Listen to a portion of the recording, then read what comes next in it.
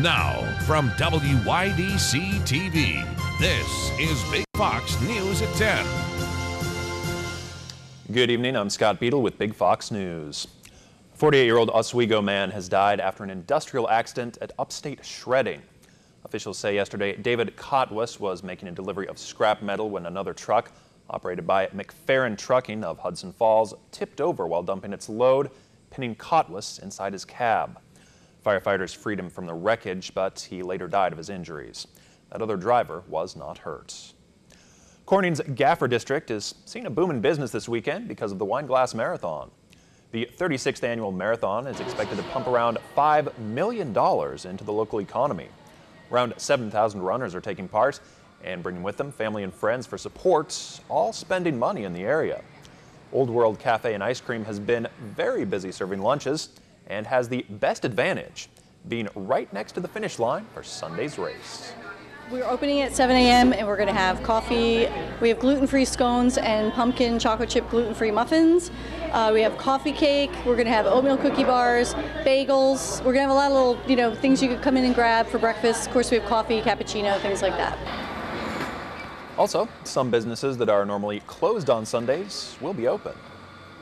And while stores kept busy today, the Corning Museum of Glass was also hopping, filled with runners picking up bibs and getting more information at the Wine Glass Expo. Runners are expected to hit the course this Sunday. So the course is so flat. There is probably 1-2 minor hills, and that finish is honestly, I have goosebumps right now just thinking about it. The half marathon takes off at 7:45 Sunday, and the full marathon begins at 8:15. It runs from Bath to Corning.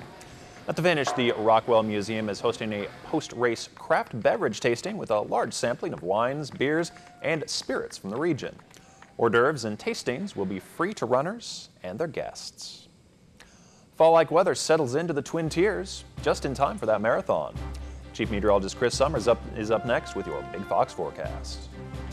Here's your local stock market update from Big Fox.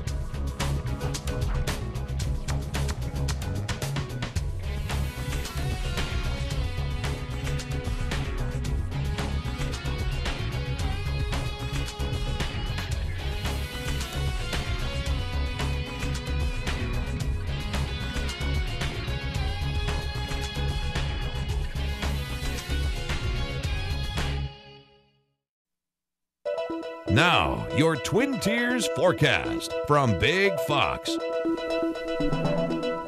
And welcome back, everyone. A good Friday evening to you. A lot of clouds out there for today. Had a few rain showers come through parts of the Twin Tiers as well. Some of those rain showers are really pretty light and pretty sporadic as well. We're going to keep at least a chance of some showers around through early on Saturday. But temperature-wise, it doesn't get much better than this. High temperatures only reaching about 60. By the time we get to Saturday afternoon, those northwest winds could be a little gusty, though, up to 20 miles per hour throughout the day. Here's your high temperatures from your Friday, then basically low to mid 60s across much of our area here. 64 degrees a high temperature today in Elmira, 65 degrees in Watkins Glen late this afternoon, 65 in Corning and Mansfield, and 61 degrees the high temperature in Bass. So what else can we expect to see as we head into the last couple of days of September and the first day of October? Well, could see a few showers to start the day on your Saturday, otherwise just a mixture of sun and clouds. On the cool side, high temperatures reaching only about 60 and a little breezy out there too. Basically a typical fall day here across parts of our area. Now early on Sunday could get a little bit warmer. A full day of sunshine expected. Temperature should at least get back in the mid to upper 60s and dry and a little bit warmer even next week. I wouldn't be surprised to see some 70s back in the forecast as we head through the middle part of next week. Here's the reason for a few showers in the low pressure system well off to our south and east, though.